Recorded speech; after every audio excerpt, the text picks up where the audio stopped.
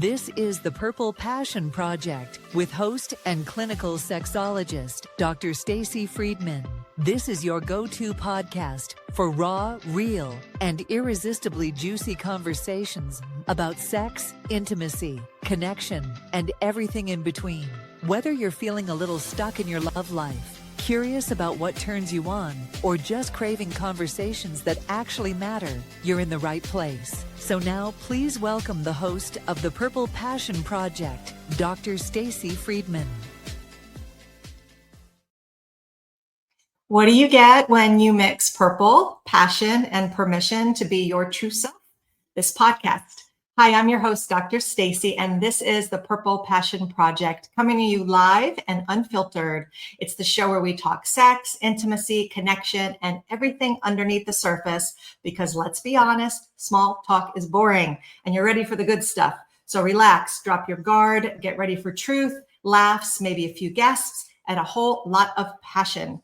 And today we are diving into one of my favorite topics, pleasure in all its delicious forms. We're talking orgasms for men and women, what keeps us from reaching them, how to unlock satisfying connected experiences in the bedroom. I want to explore how to turn good sex into great sex, navigating mismatched desire, all these great subjects. And with us today to guide us through it all, I am joined by the brilliant Dr. Rachel Needle, who is a licensed psychologist, certified sex therapist, and also co-director of the Modern Sex Therapy Institutes. She's also been a voice in Glamour, Cosmo, Men's Health, Washington Post. I can go on and on. She's here to help us ditch shame, turn up the heat, and keep our sex lives thriving for the long haul. And it is Dr. Rachel Needle. How are you? Thanks for having me, Stacy. Lots of things that you have been in. So great, be able to get out there and be noticed and give such great information. Very, very nice. Thank you. I was reading something that you had sent to me when I did our little questionnaire about the Dr. Ruth thing. I just want to share something real quick. When I was younger and people used to call me, I don't know how I got into Dr. Ruth, but I remember in high school, people used to say, oh, it's Dr. Stacy, Dr. Ruth, before I was even in the field. And so I saw you had said that you got into the field because you were watching something or a book that you saw when you were in 5th grade on Dr. Ruth. Yeah, well, I was kind of born into this. You know, my mom was in a reproductive health center when I was 2 and was very open about sex and sexuality to the point where she had these books on her shelf. So I read my first Dr. Ruth book in 5th grade and I was like, oh, this is awesome. And, you know, loved it and loved educating and talking to people and and was taught that pleasure is important. Yeah, no, that's awesome. And it's so funny because the path is so similar because I literally was all about Dr. Ruth. I just don't remember how I got into her because being young like that, it's like, how else maybe besides a book would you be into that? But anyway, I just thought that was cool. So today I want to talk about orgasms because I want to kind of set the stage for the beginning part of our conversation because orgasms seem to be something that is always in the forefront of our minds when we're talking about sex. And I know that a lot of people, if they're not able to have one, they're not able to so-called give one, there's also issues with confidence and it affects. So why do orgasms seem to have this power over everybody sexually? Well, I think first, these messages we get as that orgasm is the end all be all and important. And I think we'll get into that a little bit more later. Right. But orgasms aren't just a physical release, right? They're a full body neurological event. When we orgasm, our brain releases all of these feel-good hormones and chemicals, dopamine, oxytocin, endorphins, serotonin. So it's not, just about pleasure, right? These things are also deeply tied to our emotional regulation, stress reduction, self-perception. And I think orgasms also, besides being really pleasurable, remind us that we are desirable and alive and connected to our bodies, which is so important. And that's linked to self-confidence. And we're always, I was just talking about pleasure, like we are socialized, especially women, right? That Right. Others to disconnect from our own pleasure. So reclaiming orgasm can feel like really reclaiming agency when you ask for, receive, create pleasure on our own terms and your own terms. It reinforces power, not just in the bedroom, but everywhere, right? So Everywhere. it's this feedback loop, right? It can help everything, our body image, how we feel about ourselves, confidence. When you walk more with your chest down, you feel powerful. Absolutely. So Energized. orgasms feel like magic because in a way they are, right? We combine biology, psychology, identity in one explosive, really, no pun intended, sometimes literally moment. So when you own your own pleasure, it will show in every, like you said, you walk with your chest up, and the way we walk and the way we talk and the way we feel about ourselves. Absolutely, absolutely. And I think that what happens so many times is that the focus is always on that, which is why so many people can't get that, is because we're so focused on that destination and not that journey. And so what we have to learn is that buildup to get to the orgasm is usually what helps you have that orgasm. So that could even be better than the end result. So how do we keep people focused on that journey aspect and that fun spark, and not so much on the orgasm to allow us to have that orgasm? Yeah, we need to stop having goal-oriented sex, right? Because then we miss all the really fun and yummy things about pleasure Yummy. and sex. So yes, sometimes the buildup is the most erotic part, right? Right. Anticipation activates our imagination, our curiosity, our desire. It keeps us engaged, not just physically, but also emotionally. So the tension between wanting and having, and that's really where we feel alive and where the real sparks fly. So we're all about instant gratification. Right. But slowness is really sexy. So we Yeah. want to tease, we want to flirt, we want to brush the hand. That's all leading up to send, pictures and notes and text messages, and do everything we can to build up the excitement and the fantasy, and have ourselves stay curious about our partners. And that is really what leads to the most pleasure and excitement, and is so much hotter than just that 10 seconds. For some people, it might be a little less, might be a little more, but no, it's true. 14, 20 seconds. No, but I have so many people that'll be like, oh, well, they'll go through the entire day. They either don't talk to each other, they don't message each other. They come home, they're taking care of this, taking care of that. And then at the end of the night, they're like, did you feel like having sex? Yeah, sure. Let me just check I mean, it's like, Yeah. where's that buildup? Where's that intensity? Where's that spark? You Well, need that. yeah, and we need to not treat orgasm like it's a goal, because then sex does become performance based. It's all about getting somewhere, doing it correctly, checking the boxes. And that's a lot of pressure and anxiety, which does not go well with pleasure and excitement. Right. So it's less likely that you're actually going to have an orgasm if that's all you're focused on. So when we shift our mindset, when orgasm becomes part of the journey, not the final destination, we're able to have fun, to be curious, to play, right? To tune into the sensations, to stay in our body, which is really what, creates that excitement and freedom and pleasure. And it becomes fun and enjoyable. It's right. And then, so talking about staying in your body, and I know that that's one of the things I hear from women all the time, that they struggle to stay in their bodies. Yeah. When you're looking at that and you're saying, okay, well, we could just have to stay in our bodies and forget everything. How do you get people to be in that space and be able to try to focus on their own body? And that's such an important question. And there's so much to that, right? Our biggest sex organ is our brain, right? So if we are in our heads and thinking about, did I leave the stove on? Do I have to pick the kids up from work? What do I have to do for work? Is that? Yeah. I mean, there's just no way, right? Desire and orgasm are deeply tied together, and they're tied to safety, both emotional, psychological, relational. We need to feel comfortable with ourselves. If we're constantly focused on what we look like or what we have to do, we're not going to be in our body. But that is what a lot of us, tend to do. So we need to make sure that we are tuning into, focusing on, if we see ourselves distracting, just bringing ourselves back. Practicing mindfulness can be very powerful, because it'll be easier for us to get there if we know, if our brain is trained that way. Right. Yeah. Because I know a lot of people that's what they have a hard time doing, is bringing themselves back. And so I try to get people to really focus on, when you're trying to get away from the laundry and this and that and everything you have to do, is say, okay, what is my body feeling right now? Where am I being touched? What are my sensations? And not worry. I have so many people that come in and they're like, oh, well, I have to hide my face when I have an orgasm. I don't want my partner to see me moaning or screaming. It's like, why not? Let it out, girl. Like, let it out. Not worry about that. We think it looks weird, and actually they think it looks hot. Absolutely. Absolutely. So it's, you're judging yourself. So many of us judge ourselves and how we look, how we feel, oh, well, I don't like this because my belly sags or my boobs are hanging or the fat rolls are, you know what? If your partner's getting some, they usually don't care, 100%. 100%. And so another thing that I found that could help too in the bedroom is some sexy talk.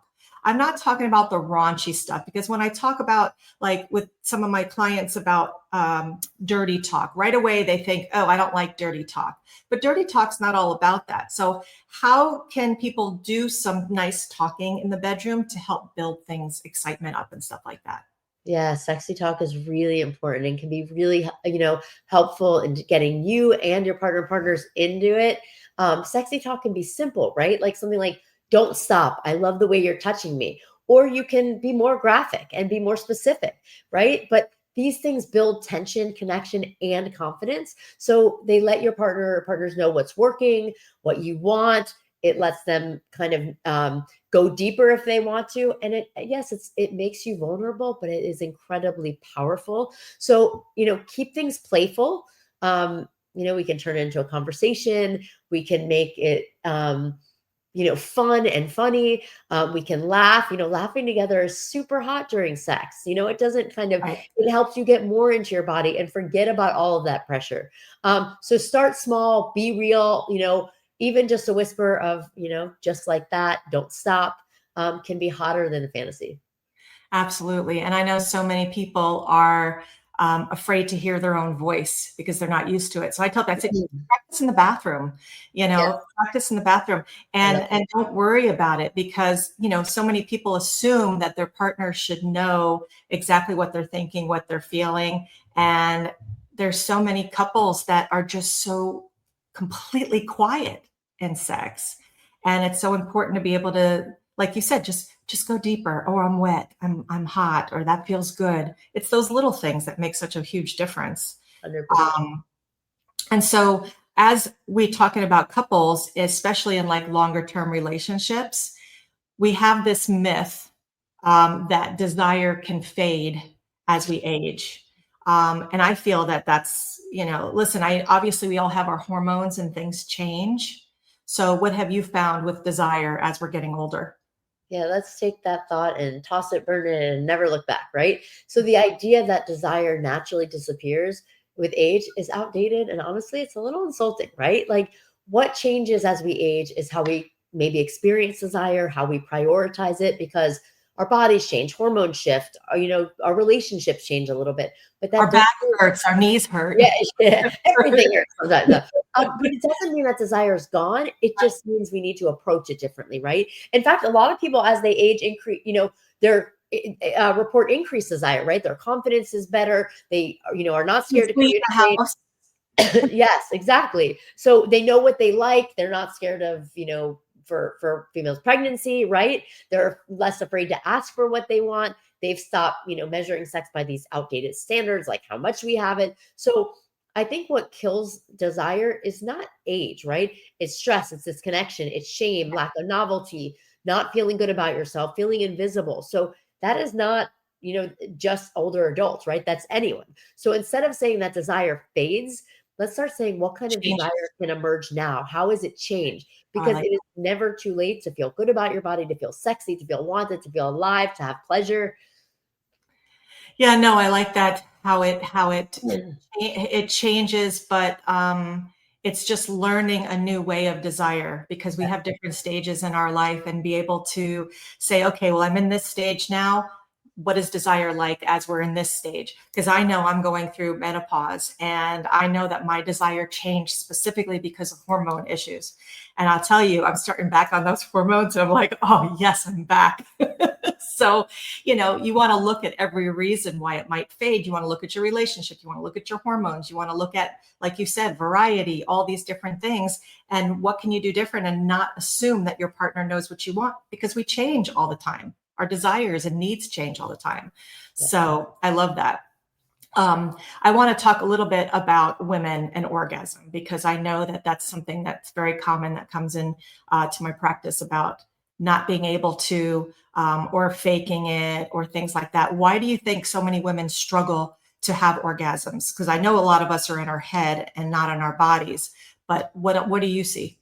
Yeah, so a number of factors. And for, the biggest barrier is often mental. Like I said, our biggest sex organ is our brain. But so a lot of times, as we mentioned earlier, we're in our heads instead of in our bodies, thinking about how we look, spectating, like we're taking too long. So, it's important. That's important, as well as knowing our own bodies. So if we don't know what excites us and how to turn ourselves on, it's going to be hard to help someone else to turn us on. So that's really important as well. I think for some women, we question, are we doing it right? Do we deserve to feel this kind of pleasure? We don't feel safe. We don't feel good about ourselves in a relationship. So we also have these cultural messages, right? That, how we're supposed to be sexually, which impacts our ability to feel good and be in our bodies and have an orgasm. So the good news is, it is possible, whether you haven't ever had an orgasm, or you've just had more trouble recently, being able to get to the point where you feel good, which is the first goal, right? Not orgasm, is possible. And so is orgasm. So again, let's shift from goal-oriented sex to pleasure-oriented connection. And when we do that, it makes a whole world of difference. Absolutely. So now, talking about knowing ourselves, we have to bring up masturbation. Absolutely. We need to know ourselves in and out. And so how would you guide someone who wants to learn about themselves, and what is the importance of that? I think that we need to do that to be able to have better sex. Oh yeah, for sure. I mean, how do you ask for what you want if you don't even know what that is, right? What you want, what turns you on. So masturbation, soul play is one of the most powerful tools that we have for being able to build sexual self-awareness and our confidence, and know what turns us on. Right. That lets you know what feels good, what doesn't. So we want to make sure that we are exploring our own bodies, feeling comfortable with how we look, what different space, areas we need, or what we need, what type of stimulation to turn us on. And then you can guide a partner through communication, even guiding their hand or their mouth, or, their genitals. So, beyond technique, we want to make sure that we have this relationship with our own body that allows us to be in a space and more comfortable, so that we can enjoy pleasure also with somebody else. Right. And I noticed that a lot of women that I've worked with that are older, in their 40s, that have never played with themselves or have never used a vibrator, and they just don't even know what to do. And they're uncomfortable even touching themselves. And Yes. so many times I'll say, listen, if you don't want to touch yourself, get a vibrator. If, you're unsure about it, talk to your partner, and how do we bring toys into the bedroom so that way we can feel connected? Because I tell them your pleasure is worthy. And so if your partner is not open to bringing toys in, then they're not open to your pleasure. So how do we have that conversation with our partners? I think first we want to tread lightly. If we don't know how our partners feel about it, we haven't had these, but the key, I think, is to reframing toys as enhancement, not replacements, right? This isn't to replace you Right. because you're doing something wrong. It's to add variety, novelty. You don't have to have a penis looking toy. You could have something that's, more like net neutral. Yes. And introduce it with curiosity and playfulness, and easily, right? Like, so say something like, I saw something that I think could be really fun for us. I'm curious what this would feel like, and introduce toys for all of you, right? Not just you. So make it about a shared experience and connection, not pressure or performance. So, you might want to start with something smaller, a vibrating ring, something that you use together. Keep it fun. Don't make it awkward. Like, you can laugh. Like, sometimes these things are not going to work the way we think they're going to work. And when we introduce them, there's going to be something that feels awkward. Make it funny. Make a joke about it. Like, remember, this is somebody that you feel comfortable with, or hopefully. You should. connected, right. So remember that it's about being together, approaching it with openness. A sense of adventure can be helpful. And use it as a tool for turning each other on, right? Not just yourself, and have some fun. Right. Right. Fun and curiosity. That curiosity is a big word in the sexuality field, or it should be at least, because it takes the judgment off and it keeps you from, saying I shouldn't or I should. It's just be curious about it. And I know many times the toy, like you said, is to do it for us, not just for one person, because you don't want it to be like it's replacing. And many times a lot of men may not even realize it, but you take a little vibrator by those balls, they might even have a much better orgasm themselves. So when you bring it in as a couple toy to enhance and have fun rather than replace, it just leaves that much more space open for that enjoyment. 100%. Yeah. So I know that with the orgasm, sometimes certain positions could be helpful, like lifting the hips or changing sideways. What have you seen that works really well for women to help reach those good, juicy spots? Yeah, I mean, I think the first thing that's really important is that there's no one size fits all when it comes to pleasure, right? So what works for one is not necessarily what's going to work for the other. So it's important to know what areas you want to hit and what does it for you. That being said, there are, of course, some positions that tend to work well for a lot of women because they allow for more clitoral stimulation, which is how a lot of people do experience the most pleasure, deeper connection, more control, right? So they can adjust the rhythm. So, excuse me, modified like missionary, where you put a pillow under your hips, so that your legs kind of go to your shoulder, which can enhance the pelvic angle, right? So help you reach, really places that feel really good. Sometimes what people call a G spot, but it's just an area that feels most pleasurable. Spooning is another good one, a favorite one.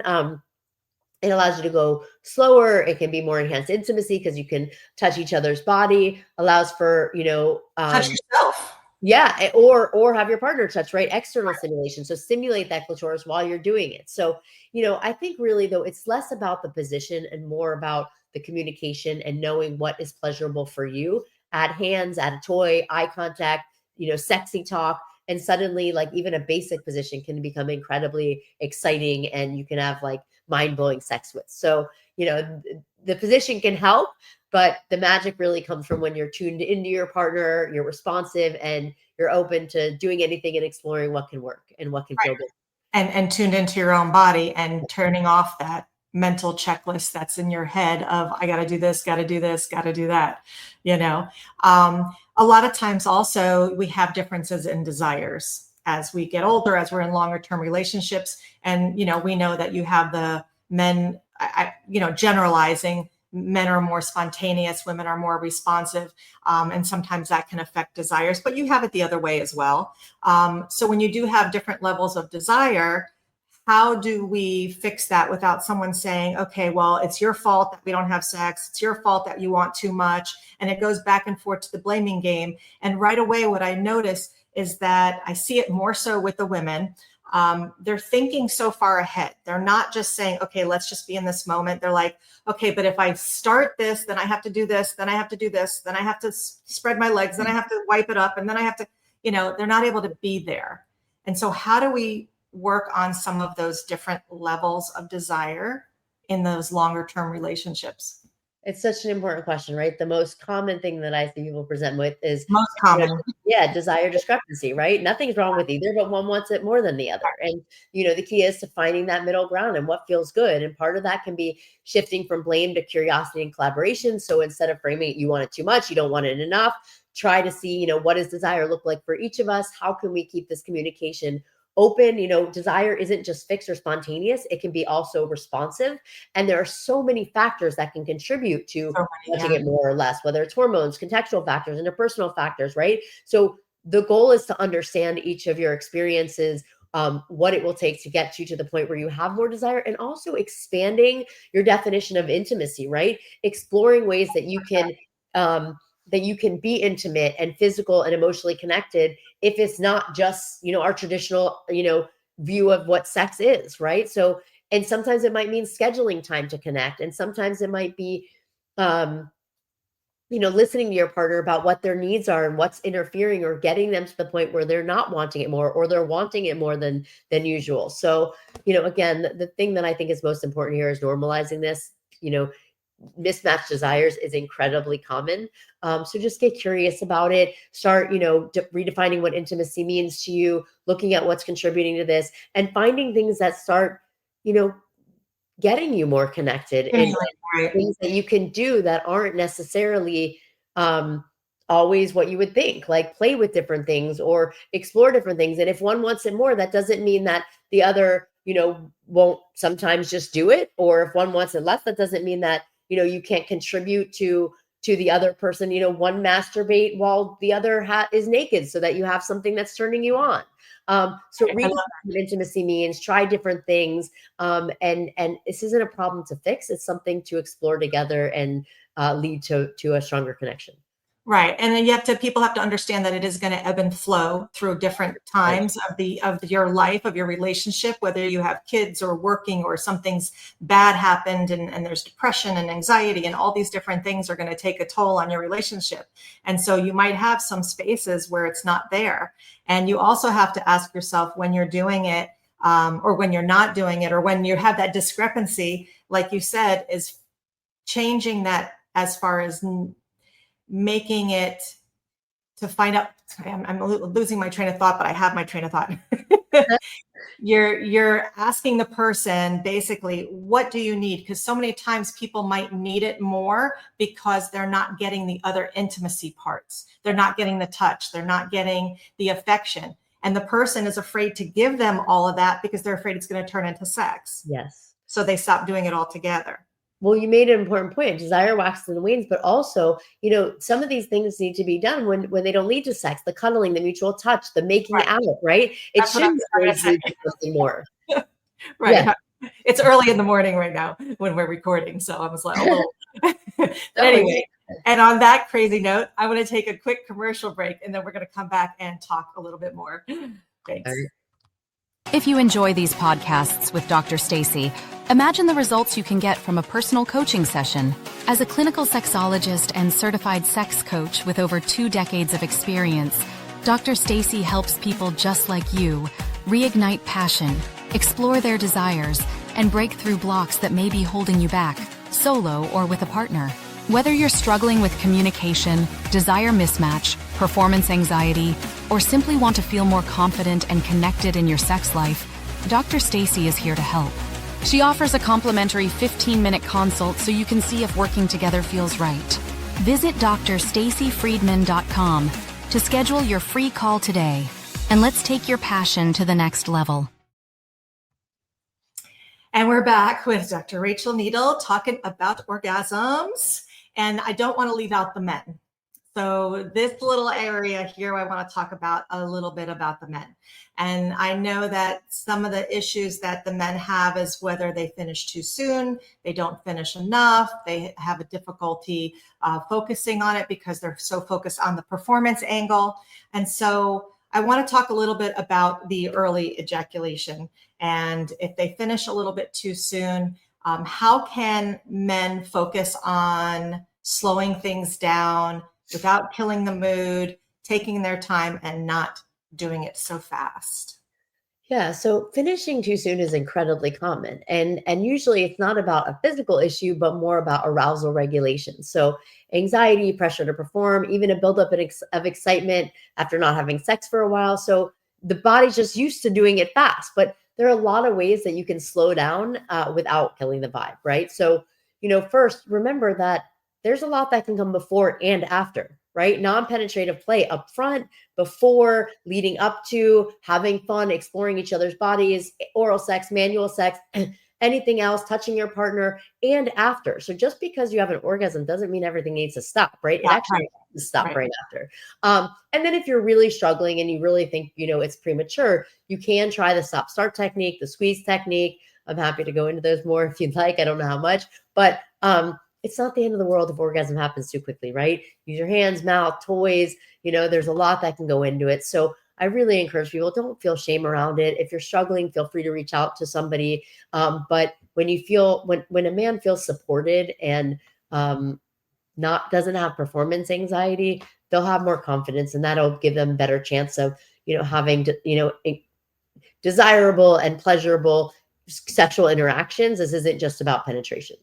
Right. And what I see a lot happen is, like you said, they'll go ahead, they might ejaculate too soon according to what they feel, and then they stop or they get frustrated. Yeah. And then it ruins the whole thing because they're like, well, what am I supposed to do now? It's not hard.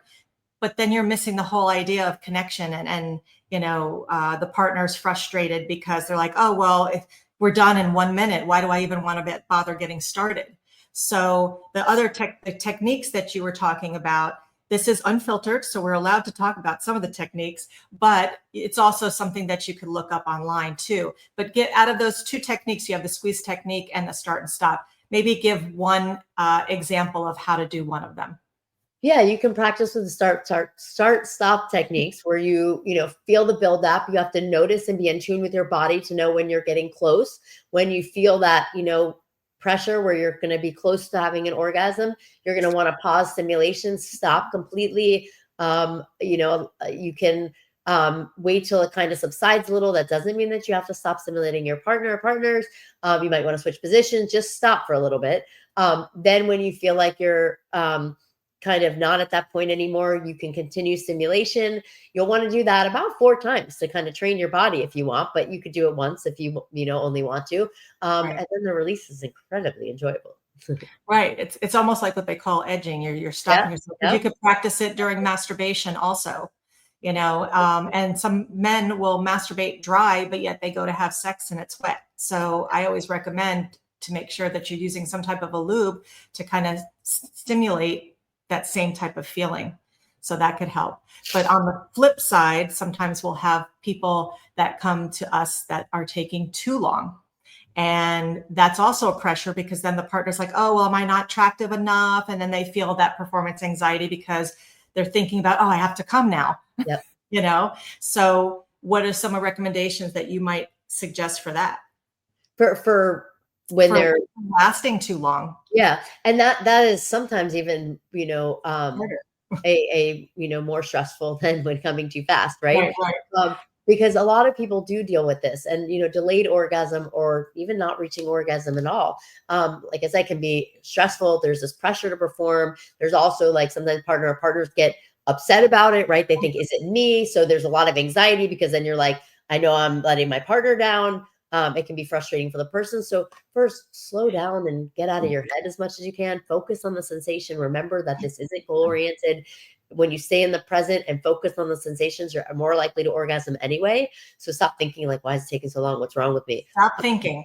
Yeah. So sometimes shifting positions can be helpful and just learning what it really takes and also making sure that there's not, some people have like an idiosyncratic masturbatory style, which means that they're used to getting, having an orgasm in their same way. And sometimes a partner can't mimic that. So pay attention to what does it for you and maybe take a little break or change it up a little bit so that it is something your partner could mimic. Also show your partner what you enjoy. But stay out of your head and stop focusing on the orgasm and more focus on having pleasurable sexual experiences with with or without a partner. Orgasm isn't a deadline. Doesn't have to be the goal. It's a bonus. It's enjoyable, but it can feel just as good without having one. Absolutely. And like you said about masturbating one way and then having a partnered sex can be very, very different. So you have to change it up, which is like why I gave the example of using lube. Sometimes I'll tell people, you're probably masturbating either sitting or laying down on your back, facing a TV, watching porn or your phone, turn the porn off. Turn, your position, go like in missionary, masturbate that way, simulate how you're going to have sex. So that way you're kind of training your brain a little bit to different positions, different things could be very, very helpful. And that's, I guess, focusing. Same thing with men is turning that off and focusing on the pleasure aspect to be able to get into the mindset. Yes. So when you have men or women, when they struggle to have orgasms, a lot of times there's a lot of shame involved. And so how do we keep that confidence up? And how do we start that conversation with our partner to say, listen, it's not you. I mean, it seems so easy for me to just say, oh, you just say it. but so many people have a hard time just saying it. So how do we get that conversation going? Yeah, I mean, being honest. I mean, first, it's important that you feel Saying it. comfortable, right? Feel comfortable with the partner to be able to say that, right? Like there's a lot of pressure, and you can acknowledge it together. And again, just go back to the basics. Go back to having fun, laughing, making out, touching. Working on getting out of your head. Communicate with your partner. Don't be dismissive. I think that's really important. Um, being able to feel connected and vulnerable will help lead to pleasure and orgasm. Absolutely. And speaking of pleasure, what are some helpful tips that we could offer the men to feel better with orgasm or masturbation, besides trying it on their own in different positions and things like that? First, get out of your head. So, performance anxiety, stress, self-doubt, past experiences can impact arousal and orgasm. So, again, try to take a step back and get out of your head, shift from performance to presence, right? So focus on connection, sensual touch, anything that grounds you in the moment. And also, talk to your partner. Communication is going to be key, because it can lead to a lot of fun and knowing each other better in a way that allows you to have more pleasure. Be open to trying new things, being 100%. curious, trying the vibrators, trying the positions, trying the blindfolds, getting rid of sensations. Play with power, play with different kink, like, Right. different temperatures, hot, cold, try different positions, different places, like anything that brings in some novelty and fun and things that you haven't tried can be exciting and enjoyable. So, and again, like, it's not all going to go well. You can read about this position in Cosmo or Glamour and, think, oh my God, that'd be amazing. But a lot of these things are really difficult. So they might not go exactly how they are. So be okay with that, right? There's no, reason why everything works, doesn't work for everyone. And you can have fun and laugh about it and then just do a variation of it. Right. And I have a quote in my book that says, if you're not laughing and having fun when you're having sex, you're doing it wrong. Yes. And people are so afraid, like, yeah, okay, you don't want to be going, like, oh, it's so many people laughing at them. right. You're like, yeah, no, that's not what you want to do. But it is so important to be able to have a lighthearted feel when you go into this. It's supposed to be fun. And that's why people are not doing it. It's because they're not having fun. And so you have to be open to trying things. You have to be open to fucking up. You have to be open to looking stupid, because that's what makes it so genuine and real and connecting and vulnerable. Yes. And that can bring orgasms to the next level when you are able to just be you, Yes. So I know that there's a lot of changes now with social media and technology and all this kind of stuff. And that can also change how we look at ourselves, how we look at our relationships. So what have you found in your practice about social media and all that kind of stuff? Is there a decrease in confidence and everything like that? Huge impact. First, a lot of people are learning about sex and through social media or any sexual imagery, right? And it doesn't really teach us it doesn't educate us. It teaches us the wrong things, right? Like, hey, a woman's gonna orgasm in like 0.2 seconds, and everyone's gonna have multiple orgasms, and everyone's gonna stay hard all the time. And everybody wants this. And without any education, it can actually be dangerous. We're like, I want to be squirting, I want to be having the multiple orgasms. It's like, okay, well, what you're seeing is not necessarily reality. 100%. And so making sure you know that, and you're getting education from the right places, whether it's asking questions of an expert like one of us or reading books. It's not always what you see. So make sure that you're having fun and that you're educated, and don't compare yourself to what you're viewing, because that stuff isn't real most of the time. And there is no right way to do this, nor is there a right way for everyone to respond. If that's what you think is happening. And in addition, what we see a lot in sexual imagery is like the position changing every 30 seconds or the scene. And so it gets us used to needing that increased, visual stimulation, specifically men, especially because they're more visual. And you need to practice without that, because that's not going to happen when you're with a real live human. You're throwing them up against the Unless you give wall, them, and then 2 seconds later, $100,000. yeah. So be realistic in what you're looking for and needing and wanting during sexual activity. Yeah, absolutely. Absolutely. Going to take one more quick break and then we'll be right back. Looking to spice things up in the bedroom? Dr. Stacy's got you covered. From luxurious lotions to silky lubes and tantalizing toys, our collection has everything you need to turn up the heat and reignite that spark. Whether you're flying solo or with a partner, our products are designed to enhance intimacy and pleasure. Use the coupon code PURPLE and get 20% off your entire order. Visit drstacyfriedman.com, click the shop link, and explore our full range of goodies that are sure to bring out the fun in the bedroom. Let's make every moment more exciting. Dr. Stacy's Tantric Toys, where pleasure meets purpose. Okay, so I want to talk a little bit about the full body experience, because since we are so focused on just sex and intercourse, I like to offer people to do, or challenge people to do, an exploration night and turn it into feeling the entire body, touching the entire body, kissing the entire body. What are some suggestions that you have how to take away that end goal and focus on all of your senses? What are some things that you offer? Yeah. So first I would say slow down. All the things you mentioned, right? But slow down and remember that having great sex isn't about friction and climax and goal, right?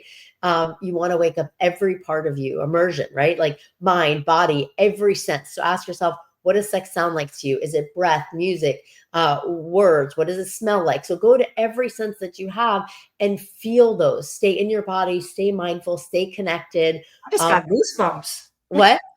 I just got goosebumps with everything you just said. Woo. Well, it's true because, when we bring awareness to all 5 senses, sex becomes more than just an act. It becomes an experience, right? When we're truly present, it's not just hotter, it's more intimate, more connected, it's way more memorable and mind-blowing at times, So, engaging all the senses can lead to the best mind-blowing, hot, juicy sex ever. Juicy. And also taking orgasm and the focus of intercourse off the table. Yes.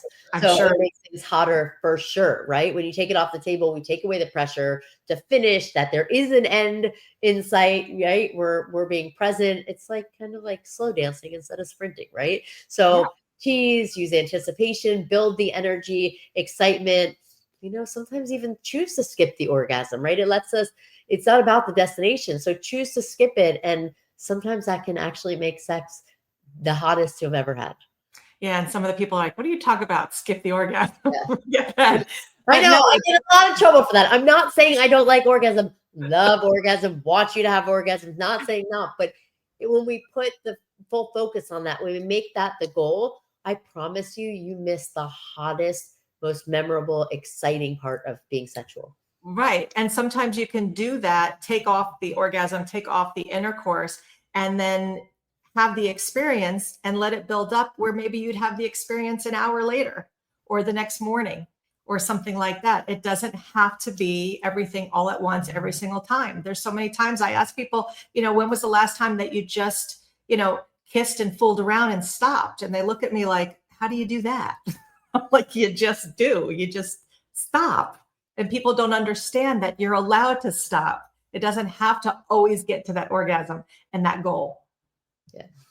Crazy. So talking to a lot of the couples, what are some of homework assignments that I don't like to say work, home assignments that you like to offer people when they are learning each other's body a little bit better and not focusing so much on the orgasm, but also to help build up for the orgasm? What are some ideas that you offer? Yeah. So one, I always tell people, spend some time kissing every day, like really making out, like a minute a day at least, just to feel connected, to let it know that, let you know that it doesn't have to go somewhere, but it can go somewhere. But it doesn't always, and it helps us feel, think about it. Like in long-term relationships, what's the thing that goes most often is that connection of making out, and making out is so freaking hot and so much fun. So get back to that. Where's Also, my husband? I got to bring him down here because we do that every single day. And I oh, tell yeah. you, when I tell people that, they're like, you make out every day? I'm like, fuck yeah. Yeah. I mean, it gets the juices going. And so then by the nighttime, you're either, first of all, exhausted, but if you are, it's so easy to build it right back up. I just love making out. Like, it's Yeah. amazing. Like, Yes. and a lot of people can experience a lot of pleasure, including orgasm from just kissing. Um, That'd be but set the mood, focus on touching each other's bodies non-genitally, like getting to know each other and really connecting to feel comfortable and vulnerable. And again, like, you building anticipation and connection. So do that. Again, have fun together. Some things that don't sound sexual but are like, I tell people that are in relationships, like tell each other one thing you appreciate about them every day. When we feel connected and appreciated by our partners, like it can make a difference in us having desire and how much we want to be sexual with them. Introduce something new. So one thing is have like a jar or a box or something, and each of you, like, however often you want, can throw like an idea in there of something you want to do. And once or twice a week, pull something out of that. And, you have the opportunity to veto something and say like, no, not comfortable with that, or to have conversation, or you just try something new or do something. So, be make curious. Yeah, be curious about it. That's a really great idea. And I also wanted to talk a little bit about your Modern Sex Therapy Institute, because you do a lot of great work in helping people get into this field. I want to just pop up some of your information so people can see what you do. So give us a little background about that. Yeah, so Modern Sex Therapy Institutes is a number of things, right? There's a section that's continuing education training. We have new live workshops every month via Zoom right now. We also have over 400 archived workshops, been doing this for over 15 years. If people want certifications, whether it's sex therapy certification, sex coach certification, specific one like LGBTQIA affirmative therapy certification, sexual trauma. So I have over 18 certifications. They can do that. We also, Modern Sex Therapy Institute itself is a licensed school. So we provide a PhD in clinical sexology. So that's an option, but we really keep things cutting edge, really top-notch education, some of the biggest names in the field with their specialties, teaching our students. We feel blessed for that. We offer supervision, case consultation, anything you're looking for in the area of sex and sexuality. We have a great also professional directory our students are in. So if you are looking to find a therapist or a coach, you can find us at modernsextherapyinstitutes.com. Also, you can follow us on social media, Modern Sex Therapy Institutes. And if you need to reach me, info@modernsextherapy.com. And I know that you have all of our stuff up, so I'll stop now. But I'm very proud of what we've created. Yeah, that'll all be in the show notes as well. So that way, if people miss it or they can't actually see the video, they'll be able to read it in the show notes too. So, Rachel, thank you so much for joining me and sharing your expertise, your wisdom, the honesty about pleasure, communication, and desire. We've covered so much today, a lot of good, juicy stuff. Why orgasms matter for everybody, not just men, not just women. Yeah. Sex and libido fade with age. Bleh, that's a myth. Get rid of that. Navigating the mismatched desire, and even how technology is reshaping our intimate lives. So hopefully our listeners feel inspired to speak up, use their voice, not be afraid to dirty talk a little, explore themselves, and keep passion alive and make out every day. I love it. Thank you for the great questions. I hope this was helpful for everybody. And I am sure it's going to be a very juicy, delicious episode. So thank you so much for being here, and we'll chat soon. All right. Thank you. So this is it for this episode of the Purple Passion Project with Dr. Rachel and Dr. Stacy, where we keep it real, just the right amount of spice. And so today, if it stirred something in you, make sure you let it. And if you love what you heard, subscribe to see more. If you're ready to go deeper, follow me all over social media at Dr. Stacy Friedman for resources, behind the scenes magic. Until next time, stay curious, stay turned on, and never apologize for wanting more. See you next time. This has been the Purple Passion Project with host Dr. Stacy Friedman. Tune in each week as Dr. Stacy breaks down walls, busting myths, and gives you permission to want more with no shame, no filters, and definitely no small talk. Check in every Monday, 7 p.m. Eastern, on your favorite streaming platforms. We look forward to seeing you next time. Be sure to visit drstacyfriedman.com to learn more.